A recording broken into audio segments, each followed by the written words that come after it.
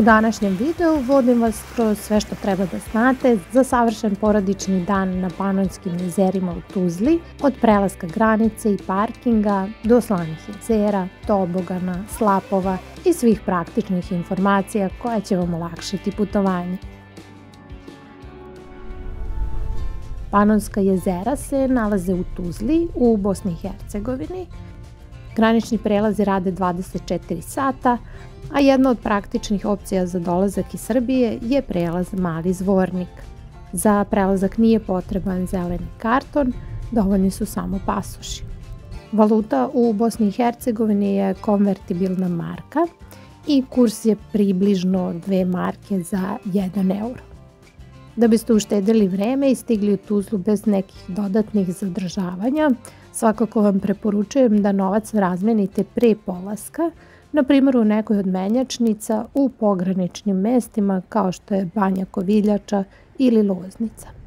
Put do jezera je dobro označen, dovoljno je da pratite putokaze za Tuzlu, a kroz grad bih vam svakako preporučila da iskoristite Google mapu koja će vas odvesti pravo do gradskog parkinga. Gradski parking je lako dostupan i plaća se u kešu na automatima. Cena za ceo dan iznosi 10 maraka, ali postoji i opcija da plaćate po satu. Međutim, ako je gradski parking pun, kao što se nama desilo, nemojte da brinete, odmah pored se nalaze ovi slobodni parkinzi na kojima su čuvari tokom celog dana, a cena je ista kao i za gradski parking. Ukoliko ste zaboravili kremu za sunčanje ili neki drugi rekvizit za plažu, ni za to ne treba da brinete jer sve to možete kupiti na ovim štandovima koji se nalaze ispred ulaza na jezera. Radno vreme tokom letnje sezone je ujutru od 8 do uveče do pola 9, dok u septembru je ono nešto kraće od 10 ujutru do 18, odnosno do 6 popodne. Kompleks ima 3 ulaza, a ulaz koji vidite je najbliži gradskom parkingu. Cene ulaznica za 2025. godinu su sledeće.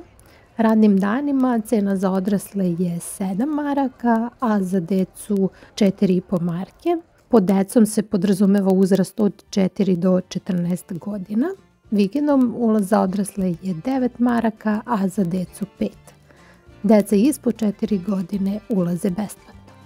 Pored svega ovoga, naravno postoje i porodični paketi i različiti popusti, tako da vam u opisu videa ostavljam link do zvaničnog sajta gdje možete naći sve potrebne informacije.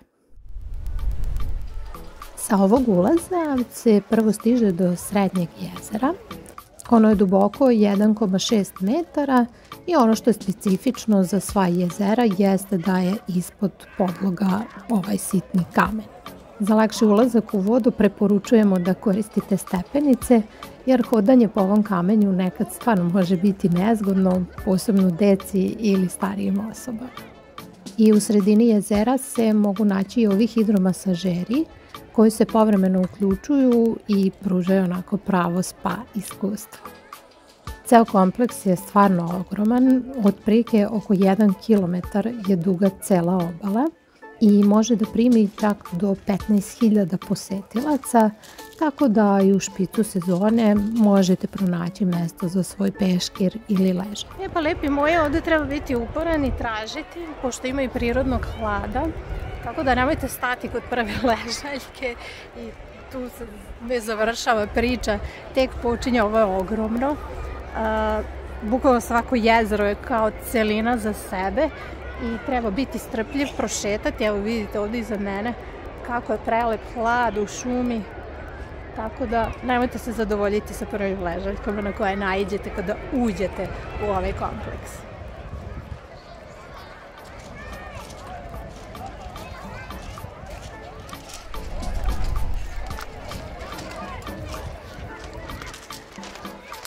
Ovo što do sada gledate je prvo jezero.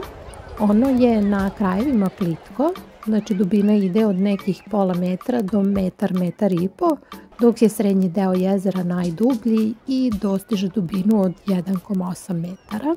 I ovdje, kao i u Srednjem jezeru, je ulaz postepen i isto se ide preko kamenja, što stvarno može biti nezgodno, tako da bismo vam mi preporučili da potražite ove rampe za ulazak, koje stvarno olakšavaju ulaz u vodu i čine boravak u jezeru mnogo prijatniji. Pored ovog jezera se nalaze i slani slapovi. To je 5 kaskada, od kojih su 2 bazena za kupanje i hidromasažu, dok ostali slapovi služe za inhalaciju. I domaćini kažu da inhalacija slane vode može pomoći kako kod stresa, tako i kod problema sa disanjem, što je pravi bonus. Kod ovog jezera se nalazi i teretana na otvorenom, tako da posetioci mogu da kombinuju kupanje, zabavu i vežbanje, sve na jednom mestu.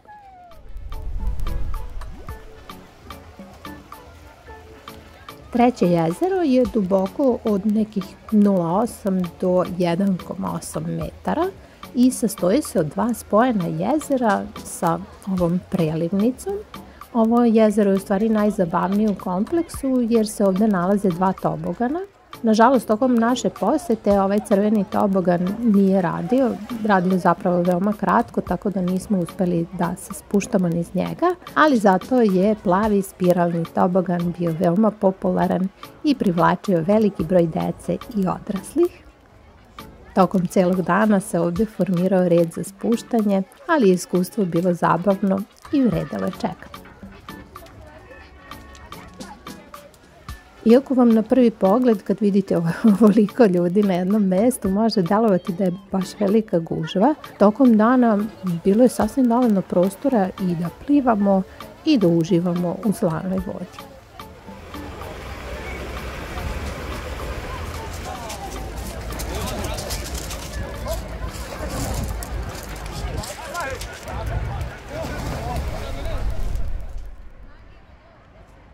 I ono što je korisno da znate jeste da oko svakog jezera se nalaze toaleti, tuševi, ove kabine za presvlačenje. Sve je čisto i lako je dostupno. Na više mjesta se nalaze i ove kućice za iznajmljivanje suncobrana. Dnevni najam je 3,5 marke, dok će vas set sa 2 ležaljke, suncobranom i stočićem izaći 15 maraka. Plaćanje se vrši tako što prvo zauzmete ležaljke, a potom neko od zaposlenih dođe da vam naplati, dok po suncobran morate otići sami. Tokom špice sezone može se desiti da se ležaljke veoma brzo popune, tako da je dobro da dođete ranije. U okviru kompleksa postoji više ovih kućica sa hranom i kućica u kojima možete kupiti piće i sladoled.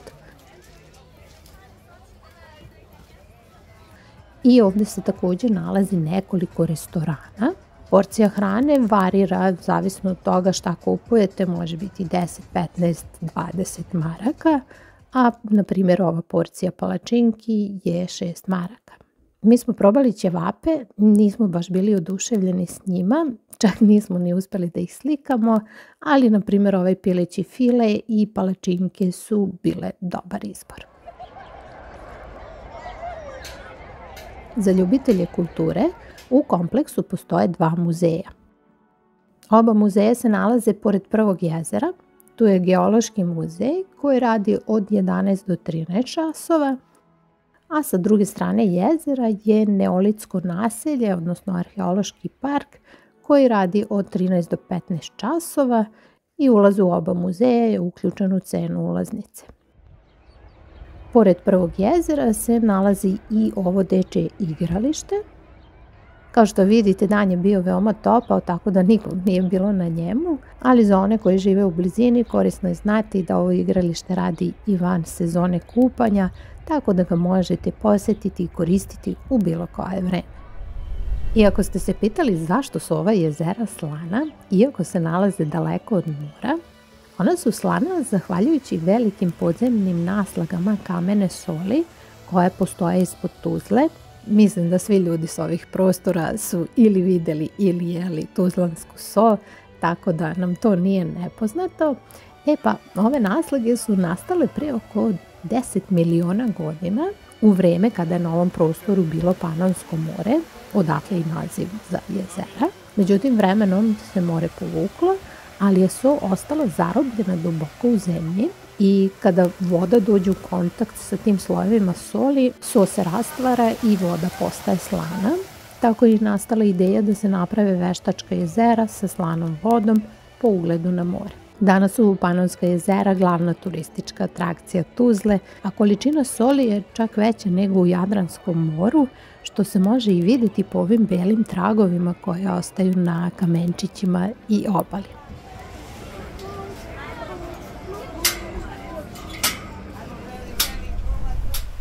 I kada ste već u Tuzli, ostavite malo vremena i za obilazak glavnog trga na kraju dana.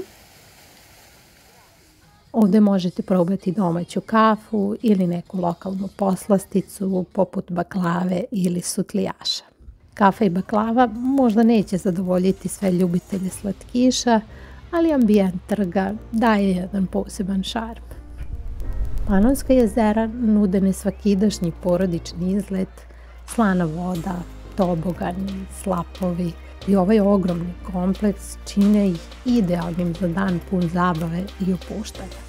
Iako hrana i poslastice možda neće uvek zadovoljiti sva očekivanja, priroda i jedinstvena atmosfera sigurno ostavljaju utisak. Za još ideje za porodična putovanja pogledajte i druga videa na našem kanalu.